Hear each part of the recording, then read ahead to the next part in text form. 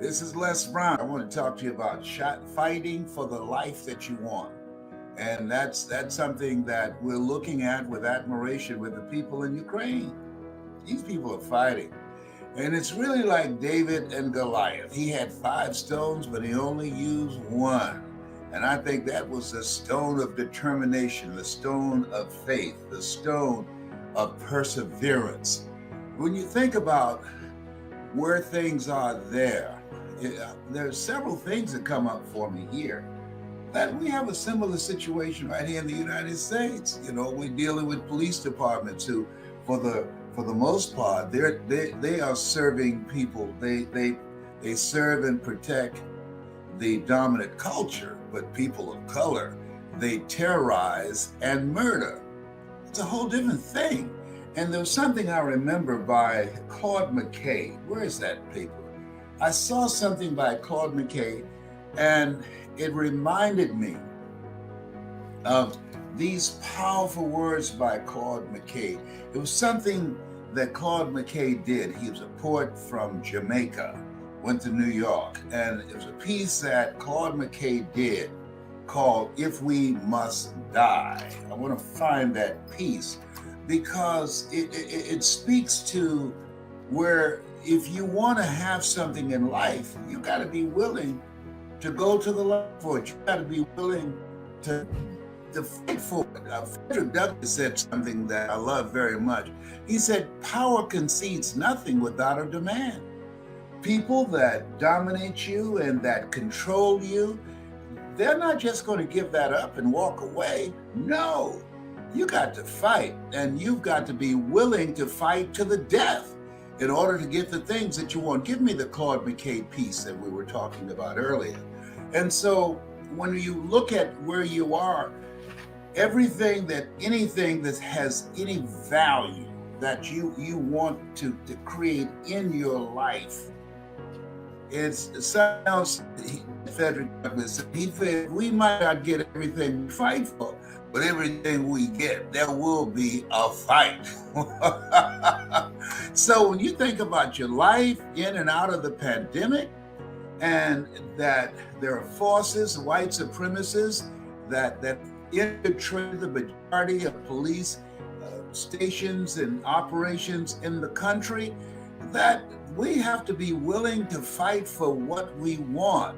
And people trying to turn back the hands of time, trying to deny us the opportunity to vote, working relentlessly to deny the marginalized people opportunities in an unequal environment.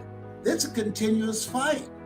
And so I want to focus on something about this. This is symbolic. One, the recklessness of Putin, that there are people in life, short-term thinking, driven by ego, that think that they can just bully and pounce on people and think that everybody will stand by and watch. Something that one rabbi said that I love very much. He said, when something happens, 3 things are going on. One, there's the perpetrator, and they're the victims, and they're the witnesses. And the question is, who's the worst? And the answer is the witnesses. People who stand by and do nothing. People who stand by and say nothing. And one of the great things about what's going on now in this country and around the world, that people have awakened. I remember the demonstrations, and I found it hard-worthy when George Floyd was murdered by a cop, and the cops that were with the murderer, they stood back and they watched. At any point in time, they could have intervened and said, come on, it's 4 of us and 1 of him. He's handcuffed, he's down, and we're on top of it. But they didn't do that because they don't recognize your humanity. When you're in a country that does not recognize your humanity, and that most certainly is in America, then it's a different kind of environment. When you come from home, you are terrorized. You face when you're driving, that you're in an environment where you're going to be terrorized or murdered by those who are sworn to protect and to serve. And so when you have goals and dreams that you want to achieve, there are systems that are put in place to deny you, to destroy your sense of self, and to demonize you. And the way that you overcome that, you got to fight. I'm encouraged, I'm inspired by what's taking place in the Ukraine, that those Ukrainians have said, no, this is not the life that we want. We want the life that we are now experiencing. We don't want someone to control our destiny. That's powerful. That's encouraging. God is in the midst of all this stuff as we watch, as we observe. And I'm saying to you, as you look at yourself, look at your goals, that everything you want to do, if it's changing your life, if it's having your own business, if it's bouncing back from a setback, and many people have experienced that. Many people have lost their businesses, have gone through foreclosure, gone through evictions. Many people, their businesses have gone under, but something that Willie Jolly said, that a setback, come on Willie, a setback is a setup for a comeback. You got comeback power. And when you know that, I remember when I was on the ropes dealing with 4th stage cancer, that those words stayed in my mind. I remember the words of Bob Proctor, who just passed a couple of weeks ago, that Bob talked about your mindset and your willingness to do what's required to move your life forward to achieve the things that you want to achieve. It's going to take everything in you. A.L. Williams said, all you can do is all you can do, and all you can do is enough, but make sure you do all you can do. And since Bob Proctor's transition, I've been reflecting on my own life, because we all have an expiration date. And I ask myself constantly, if you had your life to live over again, Les, could you have done more than what you have done thus far? And the truth is, yes. I'm ashamed. I could have done more. And I'm still here. I still got some time.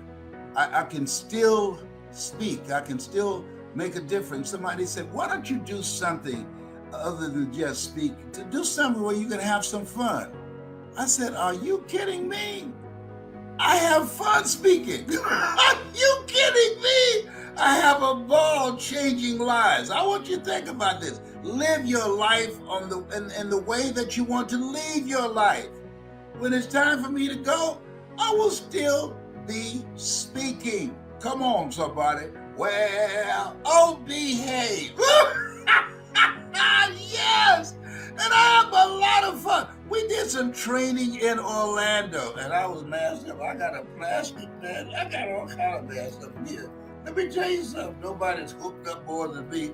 And we had a ball. I got, I got masks. See here, homemade playing. Where's my plastic mask? I got everything up in here.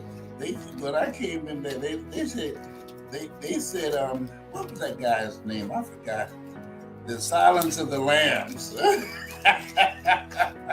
I got everything up in here. Yeah, where's my plastic mask? Hey, Maui. Oh, here it is. I got everything, honey. Look here, this is how I'm going to the airport today. I'm going back to Atlanta. So this is what I'm doing. I don't even fly anymore. But I had to come do my seminar. So this is what I got going, okay? All right, okay. And then, in addition to this, I got everything, baby! You remember that movie to call The Silence of the Lambs? That's So, look here. If a dog sneezes around me, I'll get up and run. But let me tell you something. So I'm masked up. Do you hear me, homie, playing? Listen to this. This is by Claude McKay. This is a bad boy He's a bad brother. And this is not the front of it. If we must die, where's that? No, no, no. Oh, this is the small print up to the top. All right. Listen to this. If we must die, let it not be like hogs, hunted and pinned in an inglorious spot, while around us bark the mad and hungry dogs, making their mock at our accused lot. Winston Churchill, he loved this. He said, if we must die, oh, let us nobly die, so that our precious blood may not be shed in vain. Then even the monsters we defy shall be constrained to honor us, though dead. O kinsmen, we must meet the common foe. Though far outnumbered, let us show us brave, and for their 1,000 blows deal one death blow. What though before us lies the open grave? Like men, we'll fight the murderous, cowardly pack, pressed to the wall, dying, but fighting back. Come on, somebody. Yeah, that's it. That's it. I mean, when you look at that, they got people, senior citizens like me, making Molotov cocktails. Am I right? Yeah, they have a factory. They have a factory doing it in their garages. Everybody. I mean, there are men who have taken their families, the women, across the border, and then they come back to fight for the life that they want. And there are people sitting around just watching. Let me share something with you. Life is a fight for territory. And once you stop fighting for what you want, what you don't want will automatically take over. Have they not been willing to fight?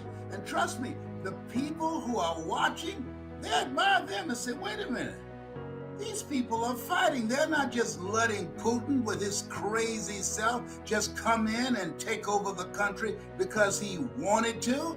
They're putting up a fight. The people are standing in front of tanks. Say, no, you're gonna run me over? Do what you need to do. But we're gonna fight you. And then those Russian troops, many of them don't even know why they're there. Some of them say they've been driving around to run out of gas because they don't want to fight these Ukrainians. They were lied to. And so when you think about this place, what we're watching at this time, as if the pandemic wasn't enough, now this madness. And you better believe, even though it's thousands of miles away, it's affecting our collective consciousness. What happens to any of us happens to all of us, even though it's thousands of miles away. Oh boy, no man is an island, no man stands alone. When you think about where we are in this point in time, I'm encouraging all of you for your prayers and support of the Ukrainian people, and for us to reflect on our own lives and our own battles that we have here. We have our own stuff here. The police departments are being run and controlled by white supremacists. We got our own stuff here. And I say to you that when they know that we mean business, that you're not going to just continue to terrorize us and murder us and get away with it like you've been doing for centuries, trust me on this. They're going to begin to respect us, saying, no, they're not being pushed around and looked past, and they are willing to stand up for each other. That's that, and they fear if the Ukraine joins NATO, and that's the message I want to talk to you about right now. They fear Russia don't want the Ukrainians to join NATO. Why? Because if you attack any of us, you attack all of us. And there's a message in that this is the time that you want to develop a mindset of liberation, a mindset of determination, and you want to develop your skill set, learning all that you can. And because if you're not willing to learn, no one can help you. But if you're willing to learn, no one can stop you. But the other piece that's major is developing strategic relationship alliances. That's why I'm talking to you now. They don't want them to join NATO, because if you affect and impact or attack anybody in NATO, you got to fight all of them. And he doesn't want to see that happen. He doesn't want them to do that. And when we come together around our values, come together with a determination to stand up for a better future for our children, when we develop strategic alliances, communities of collaborative, achievement-driven, supportive relationships, there's some power in that.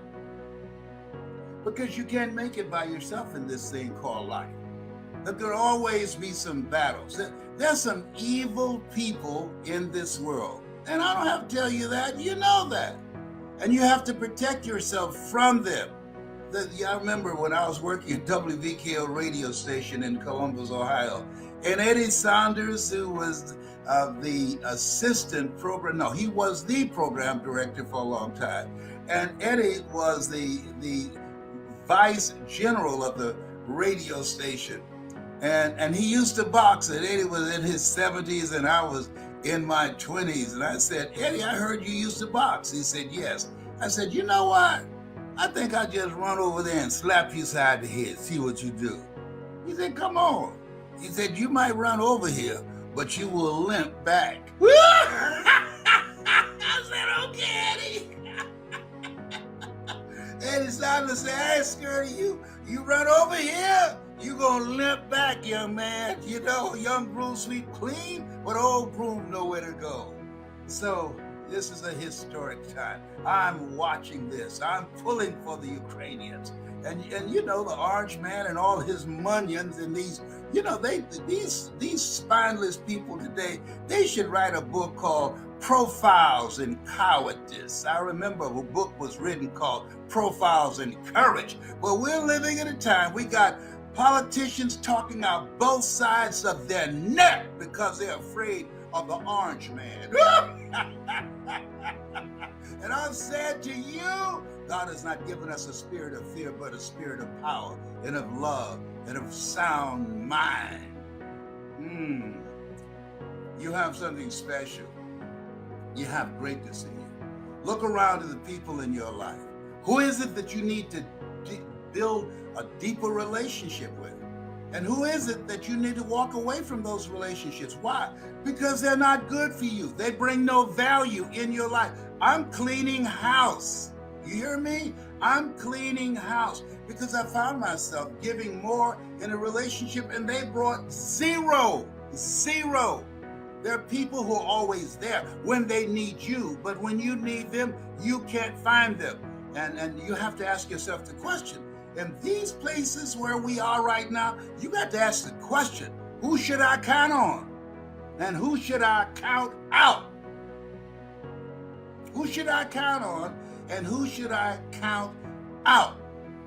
And as you look at yourself, look at your goals and look at your dreams, you want to watch people. Give them 90 days to prove who they are. Watch and observe them. Don't just take any and everybody in. Something Jim Rohn said, he said, you look at your life and he said, it's either a warning or an example.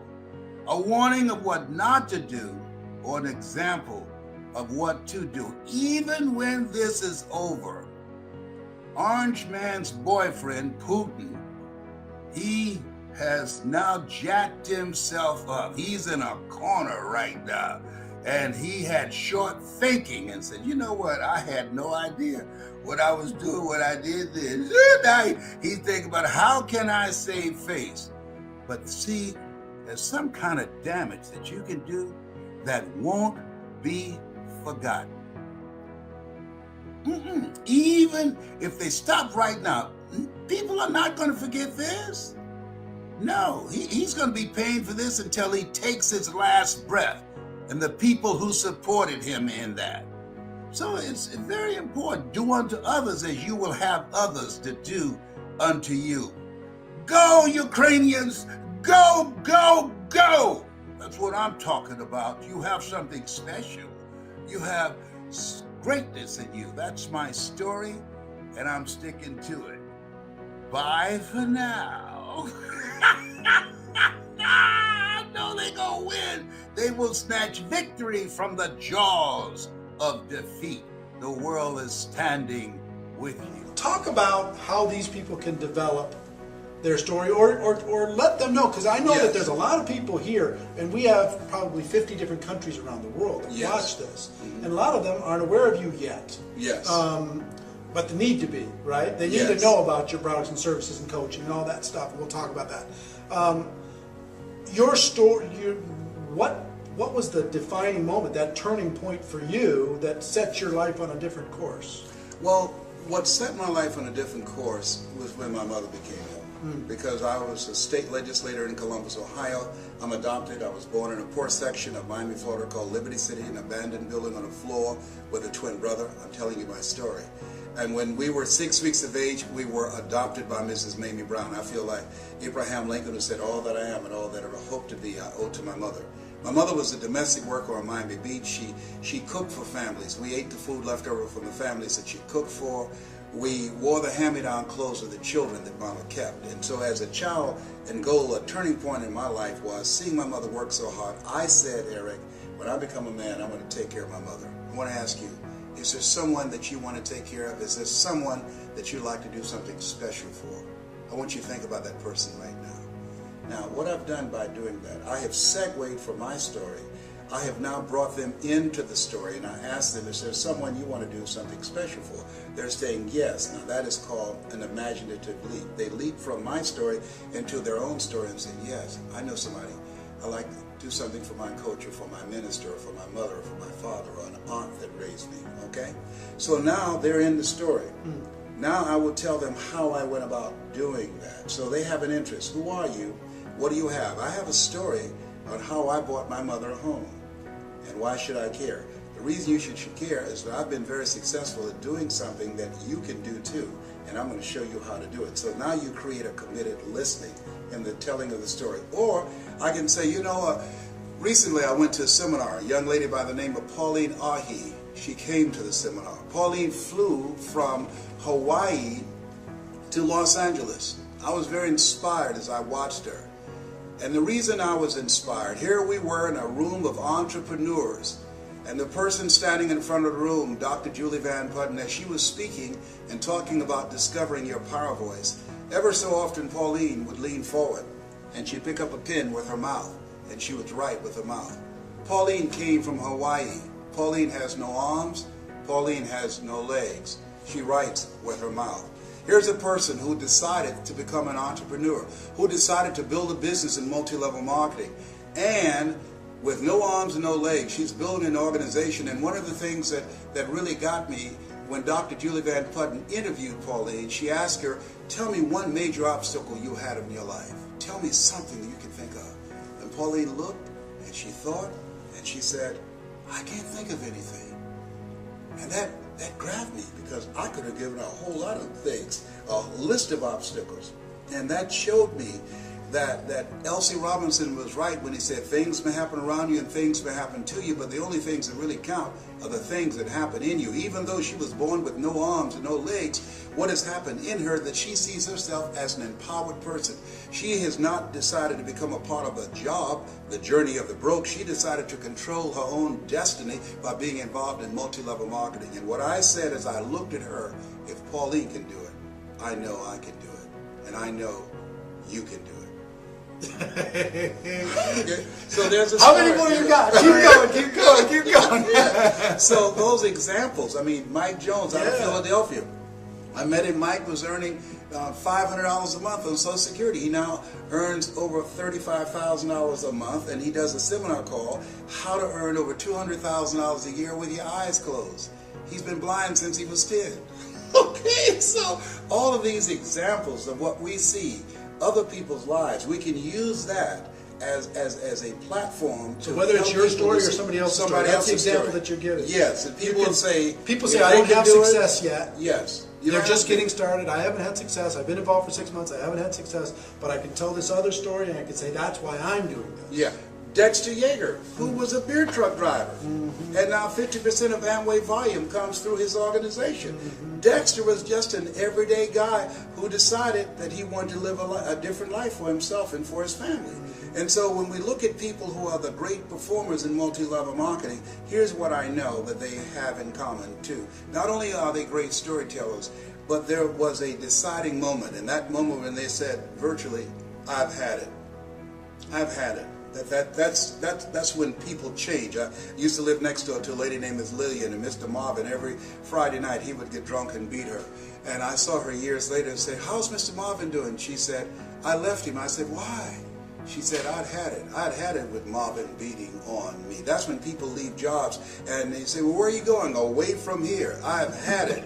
You know, I was working on a job where they paid me just enough to keep me from quitting it. I worked just hard enough to keep from getting fired. So finally, I said, you know what? I've had it. Going where I'm celebrated rather than tolerated. I've had it living and playing small. And so those kinds of examples and that kind of passion.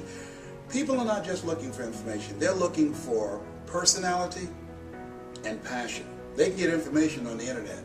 There are no secrets out here. You can just Google everything and find out what day the earth was made and the rock that broke Goliath's jaw. We can find everything right now. But personality and passion, that's what people want. That's what they buy into. Do you believe this? A difference between being in this business and this business being in you. That's what they feel. And the people that grow the large organizations, you can tell being in their presence that as much as they have chosen this, they were chosen for this kind of work. You've got to have a passion for people. You've got to believe in the product. You've got to believe in the industry. You've got to believe that you have it within yourself to become an entrepreneur, that it's possible that you can live your dream. That's why people say yes, that it's necessary, and that you are the driving force to make it happen, that it's you, that nobody can do it for you, nobody's going to care more about your dream than you, and that it's hard, that easy is not an option, that when you think about growing your organization, think it not strange that your family members and friends will say no. People who should be there to help you won't help you. In fact, they will discourage you. They will laugh at you. Oh, you're involved in some pyramid scheme. Here you go again. All of that's going to be a part of it. When you get on an airplane before they take off, they say fasten your seatbelt. Why? Because you're going to experience some turbulence before you reach a comfortable altitude. When you get involved in multi-level marketing, fasten your psychological seatbelts. Why? Because you're going to experience rejections and no and laughter and snickers from your family members and friends. Why? I don't know. That's just the way it is. It's possible you can live your dreams in spite of that. It's necessary for you to know that you're the one to make it happen, and that you become selective of people that you bring into the business. You don't want to convince people to do it, because person convinced against their will is of the same opinion still. You want people who want more, not people who need more. And that it's you. You've got to be the driving force, and it's hard, and it's worth it. Decide now. Write down 5 reasons on why you won't give up. 5 reasons when you're facing the rejections and the no's, when people don't show up at the parties, when people don't keep their word. 5 reasons why you will stick in the game.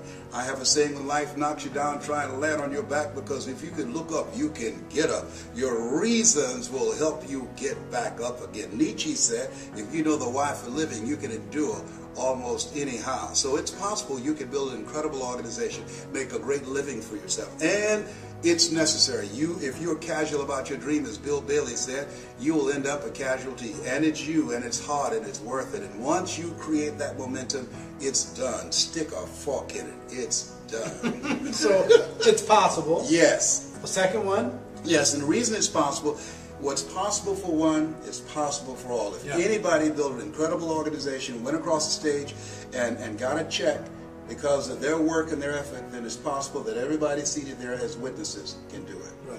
And that it's necessary. It's necessary is number 2. Yeah, you got to have a game plan. You got to be willing to stick it out. You got to be willing to persist. Og Mandino said you got to be willing to say, I will persist until I succeed. And, you know, the greatest salesman in the world. And you got to say to yourself your mantra, no matter how bad it is or how bad it gets, I'm going to make it. Because in the beginning, things look real good. Right. And then you have a dry spell. And right. then you start questioning yourself. And that's what over 85% of people do. And it's you. You got to take personal responsibility. You're going from being a volunteer victim of letting somebody tell you what time to be to work, how long your lunch break will be, what time to get off, how many days you can be sick out of the year, how many days you can go on vacation, you got to ask for permission. You're going from that position of powerlessness and being weak, because most people have developed an addiction to powerlessness. That's why the majority of people you ask to come into this business will say no. They have developed an addiction to powerlessness. When you're working with somebody else's job, they are controlling your financial future. So you are different. You are not common. You are uncommon when you said yes to this dream. Yeah, stop for a second. An addiction to powerlessness. Yes. I've never heard it said that way, and I think that's really interesting the way you say that, because we've been taught, We've been groomed and taught to depend on a job, to look forward to a job. People looking for jobs in an economy where jobs are shrinking. We cannot produce enough jobs. The government cannot produce enough jobs to replace the jobs that are being eliminated through technology and cheap labor abroad. I can get a PhD in the Philippines for $500 a month. When I was a kid, I used to work in a bowling alley. They knocked the pins down, we jumped down, and we straightened the pins back up. Somebody invented a trade that put us out of business. I used to work on the elevator. What floor, please? And I would punch the elevator. No, they don't need that now. When I was in school, my girlfriend said, I want to be an operator. When you made a long distance call, you call an operator placed a call. Now you call direct. So technology's changing things, replacing whole industries. When the last time you went to the store and bought some envelopes and a stamp and some stationery and a pen to write a letter? We don't do that now. We text, we email. That's an industry that's eroding. I went to a school, Bill Gates School in Philadelphia. They don't have paper, all computer, a paperless school. That's different. When I was a kid, we carried books to school. So this is the era the late Peter Drucker calls the era of the 3 C's: accelerated change, overwhelming complexity, and tremendous competition. What we have in multi-level marketing is cooperation and collaboration, people working together in a community of achievers to help everybody win. That's the exciting thing, that when I help you win, then I win also. Now here's how I want you to write this down. Write down, take responsibility for your life. Take responsibility for your life.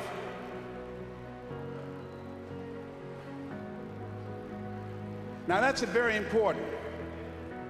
Remember what Bishop said last night about Adam? Adam, when God asked him what happened, Adam did not want to take responsibility for what he had done. Men have always tried to escape that. Now, you know that we believe a lot in marches. Let me tell you something. Here's a march I like to enroll you on. I want 1 million men to march to a mailbox to give support payments. Just drop some support payments in the mailbox to children that you have helped to create, that you have been irresponsible and you're not taking care of. Don't give that money to the airlines or the bus stations or the hotels. Send that money to those mothers that are still there dealing with and raising those children. Own your stuff. Come here, owner. Where's my daughter? Come here, owner. I got a call 5 years ago from this person here. I happened to be at the office late at night. See, I believe in being open and being honest with you. And the call was, tell them what you said to me. I said, if you had a child in this world that you were unaware of, a descendant in this world that you were unaware of, would you or would you not want to know? What did I say? You said, yes, I would want to know. So I told her I wanted to know. And I said, send me some pictures. She sent me some pictures overnight. I saw this smile. I said, that's mine. Sent one of my sons to pick her up. He drove her from Columbus to Detroit. He came in first and said, Daddy, my sister's right behind me. And we've been together ever since. And I'm not ashamed of her. I can't unscramble these eggs and don't want to. But I have to take responsibility that this is my daughter. And I take care of my daughter. Ain't she gorgeous? I'm trying to fatten her up. She got little legs. I'm trying to find a husband while we're here. Got legs so small you can sue him for non-support. That's why she's wearing pants.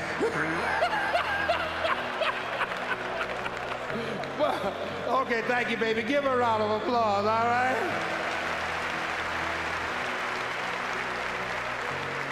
Now, so the reason I'm telling you that we got to start owning our stuff as men. Don't make no big deal. Can you imagine what will happen if 1 million men decide to go to the mailbox and just unexpectedly drop just what you can? Don't have to have a return address in case they're looking for you. You don't have to put that on there.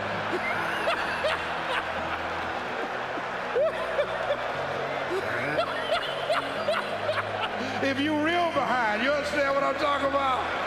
I ain't say be no fool now.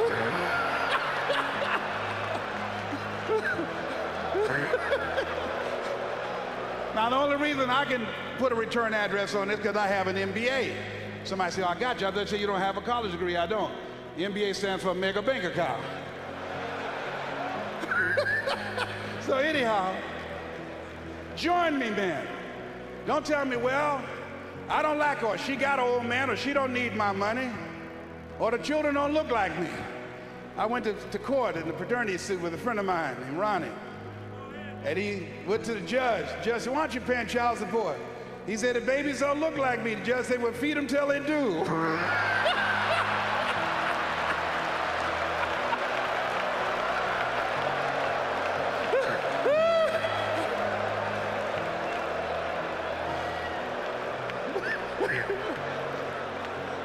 But as men, see, we can't teach our sons to be responsible if they don't see us being responsible, if they don't feel that we care. So don't say, well, I don't have it. Get it. That doesn't let you off the hook. Right down the next R. And that is not only responsibility, but be resourceful. A lot of men, I don't have it. I had it, I'll give it. If the women had that kind of attitude, the children would starve to death. The reason that they eat, the reason that they have some place to stay and to lay their heads and have clothes on their backs, because the women decide, I'm going to make it happen no matter what, and they're resourceful. My mama raised 7 without a man. She cooked. She cleaned houses. Here's something else that will cause you to reach your goals when you leave here. Write this down.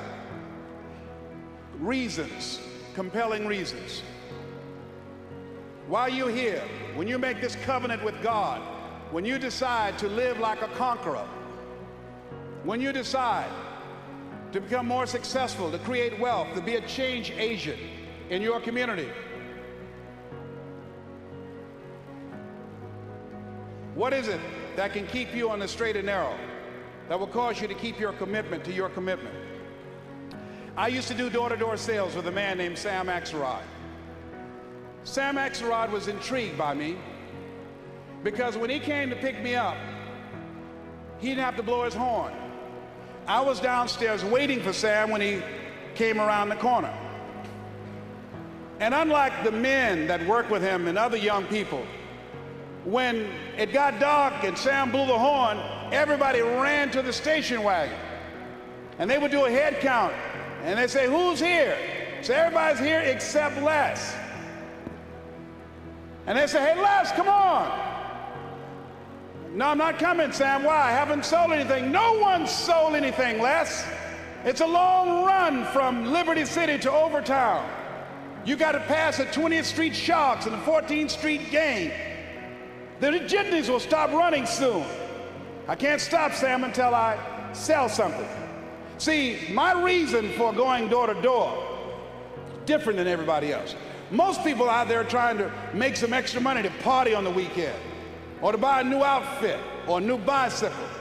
The reason that I was working was to take care of my mama. The reason that I was working is because I was working on Miami Beach with my mother. And she was working for a family called the Sidursky family. And one day when I was outside raking the yard, I came in, and my mother was on the floor, on her knees, cleaning up some grease spots that Mrs. Sidursky had spilt some grease. My mother was 56 at the time. She adopted us when she was 40. And I came in, my mother had arthritis in her knees. And I could hear her moaning at different times when she moved on her knees on this hard linoleum floor. And I said, Mrs. Swiderski, can I do that for my mother and you can have her do something else? She said, if it's all right with Mamie. And my mother said, no, son, that's all right. I said, no, Mama, it's not all right. I don't want you on your knees, Mama. Please let me do it, baby. And I helped my mother up. And Mrs. Swiderski said, Mamie, go in the other room and find that hat I was looking for earlier. And my mother went in the other room, and I heard her clapping her hands. I said, Mama. She said, what, boy? I said, baby, why are you clapping your hands? She said, don't worry, just keep on doing what you're doing. Then after a while, Mrs. Swiderski said, Mamie, maybe it's in the other room. Go look in there. Mama went in the other room, and sure enough, she started clapping her hands again, Bishop. I said, Mama, why are you clapping your hands? She said, didn't I tell you to pay attention to what you're doing? Then at that moment, Mrs. Swiderski came over. She said, I can tell you why she's clapping her hands. I said, why, ma'am? She said, well, because when I have domestic workers looking for something and they're out of my view, I make them clap their hands to make sure that they're not stealing. I put the scrub brush down and I stood up. I said, excuse me, Mrs. Swiderski. I don't mean any disrespect, ma'am. My mother raised us to say yes, ma'am, and no, ma'am. But my mother's a Christian. She would never steal from you or anyone. When my mama talk about your children, when she talks to her friends, she say, my children, the Swiderski children. She loves you and your husband and your children. She would never steal from you. And she just walked away. Later that evening, when we were riding across the Venetian Causeway, I was very quiet. And my mother noticed it. I was not my bubbly self. She said, what's wrong, son?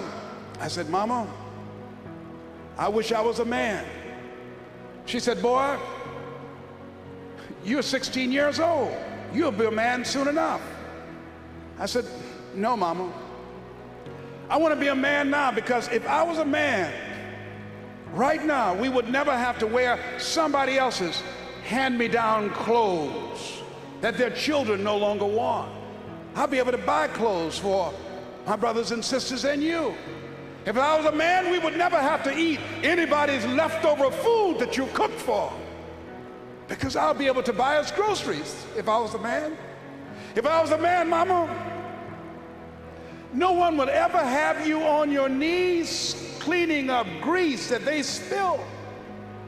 And nobody would ever make you clap your hands because they think that you're stealing. If I was a man, Mama, I'll take care of you. She said, Mrs. Swiderski told you that, didn't she? I said, yes, ma'am. So if I was a man, you would never cook for anybody but me. My mama used to fix a kind of sweet potato pie that you couldn't eat with your shoes on.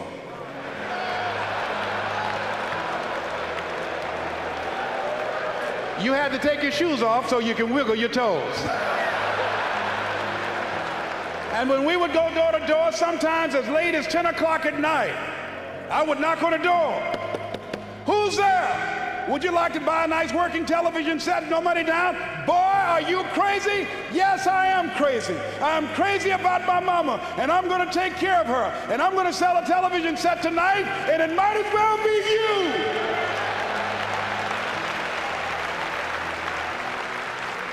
And after a while, somebody would say, come on in here, boy, and that better be a good set. What are the reasons? Write down why you're here at this Manpower Conference. Write down 5 compelling reasons of why you're going to keep your commitment to change your life. Keep your commitment never to go back to the life that you once lived. Keep your commitment to creating wealth for yourself, to taking care of your children, to be more responsible, to manifest Christ in you, in your life, in your community. Keep your commitment to live a life of contribution, to keep your commitment to be a conqueror, and to act like it, and to have authority and dominion over everything in your life. What are those reasons? I got on one of my tapes, if life knocked you down, try and land on your back, because if you can look up, you can get up. Your reasons will help you to get back up again. They'll be your rod and staff to comfort you. So you got to write down 5 reasons. On everything that Bishop is saying, and Bishop Merritt, and all the different speakers, and the relationship seminar that Brother Lewis Greenup will do, how you will incorporate the principles from this Manpower Conference in your life and live them and manifest them and support them. Les, how do you move forward through the challenges of your life when, you know, sometimes they come one after another? Like, there are a lot of people who are having a problem just getting focused on a daily basis, believing that they are the one, spending so much time trapped within a psychology of impossibility. And then life comes along and is readily willing to support you in the impossibility. Like, you've had a lot of challenges in your life. Like, were there times you got stuck in them, or is there something that you've done just to keep moving forward? How do you keep getting back up? Focus on the challenges. Focus on where you're going. Keep it moving. I remember when I lost the first home that I bought for my mother because I didn't do a title search. And I'll never forget when I was standing behind the truck, unloading the truck, and I was crying. The neighbors were looking out and said, "Mamie, y'all back?" Yes, Leslie didn't do a title search and we were foreclosed on, and our furniture was set outside. And my mother came to the back of the truck, and I was thinking about, here I am, back here in this home that I took her out of, back here in this rat and roach infested house.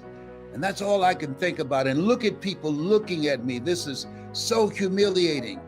And my mother taught me a lesson. She said, "Boy, why are you crying?" I said, "Mama, I feel so stupid. I let you down. I feel so stupid. I wanted to make you proud of me. I wanted to buy your home. I made a mistake." And she said, "Leslie?" I said, "Yes, ma'am." She said, "Hold your head, boy, up. Hold your head up." And she said, "We still have each other." Now, that was major, because as opposed to focusing on the foreclosure and our furniture being set out and the humiliation of being in the neighborhood, people coming out looking, "Mamie, y'all back?" I focus on, we still have each other. And that's all I focus on. We still have each other. And I focused on that, and that was the fuel that empowered me to get another house for us within 60 days. But had I focused on what we lost, Helen Keller said, in life, that many people, when one door closes, another door opens. But most of us spend time looking back, complaining about the closed door. We don't see the open door. That was a new opportunity for me to use my talents, my abilities, my skills. I learned some things that I did not know the first time. I learned from that, and I was able to get another house, a larger house, but most importantly, I focused on what was most important. I was still with my mother. I was not having a dirt nap. She was still here. We had each other. That was most important. We went in the house, the rats and roaches were playing cards. And, "Oh, Mamie's back. Oh, we about to have sweet potato pie up in here. Welcome back, guys." Well, the event in Finland we'll discuss a lot also about responsible business and good business ethics. What is responsibility all about in your eyes? Responsibility to me it's about understanding and knowing that you have the power to control your destiny, that it's about living your life from a place of creation, that most people go through life doing what I call living their lives as volunteer victims. When you take responsibility for your life, it's about knowing that you have to develop yourself, that you don't get in life what you want, you get in life what you are. You have to develop your mind, you have to develop your skills, you have to have a talent, ability that you are cultivating so that you can create value for the world with what it is you have, with your gift. There are 3 primary reasons that most people don't, in my estimation, achieve their greatness. One is that most people don't know what they have going for them. For years, I did not do what I'm doing now because I didn't believe in myself. The second reason is most people don't know how to earn money using their talents, their abilities, their skills, and their gifts. And the third reason is that most people don't know how to gain access to the people that will pay them for what they know. So as entrepreneurs, one, we have to believe in ourselves, and that's an ongoing process, engaging in things that will help us to believe in ourselves, because we are cultivated in a world where we're told more about our limitations rather than our potential. And so faith comes by hearing and hearing and hearing. And so we have to constantly go to seminars, go to workshops, listen to audio programs, and read books that will help to expand our vision of ourselves, of what's possible for us. And the other thing is that's very important is working to expand your skill set, to develop your skills, to take your skills to the next level. And the other thing that's important is having relationships with people that you can learn from, that you can grow from, people that will challenge you and that will cause you to raise the bar on yourself and hold you accountable to a higher standard. Who have been the best speakers, coaches, mentors you know for yourself? When I think in terms of mentors, I think in terms of Mr. Leroy Washington, who was a high school teacher of mine, who told me, Mr. Brown, develop your mind and develop your communication skills, because once you open your mouth, you tell the world who you are. I admired his communication skills. He's a speech and drama instructor when I was in high school. The other was Dr. Anthony Sweeting, that he and I now work together. We were raised together and as kids, and he's a great orator and has such raw talent, ability, and power. I admire him. And Mike Williams, who's been a strategist and has taught me the value of having content as well as the skill to deliver a message that will empower people. Those have been the greatest mentors for me in terms of my style and what I deliver and the experience that I create when I'm speaking to an audience. You are one of the greatest speakers in the world. Thank you. It's very kind of you to say that. Yeah, I'm really sure about it. Okay, thank you.